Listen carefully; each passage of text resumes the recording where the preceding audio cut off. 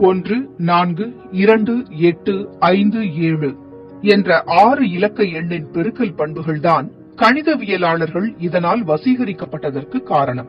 1, 4, 2, 8, 5, 7 என்ற எண்ணை 1ஆல் பெருக்கினால் அதே எண் தான் வரும் என்பது அனைவருக்கும் தெரியும். 2ஆல் பெருக்கினால் வருவது 2, 8, 5, 7, 1, 4.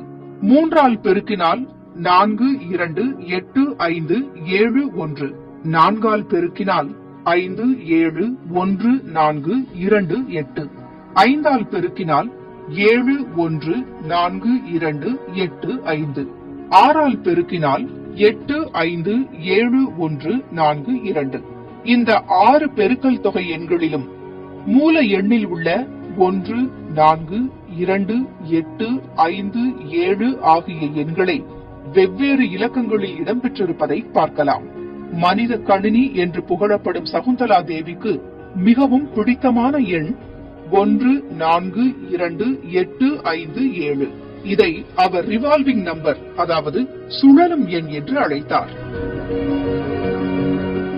இத்தகைய பெருக்கல் பண்புகளை கொண்ட மிக குறைந்த மதிப்பு கொண்ட எண் 1, 4, 2, 8, 4, 2. இதேபோல் கணிதத்தில் பல எண்கள் இருப்பதாக 1927ஆம் ஆண்டில் எமில் ஆர்டின் என்ற கணிதவியலாளர் கண்டறிந்தார்.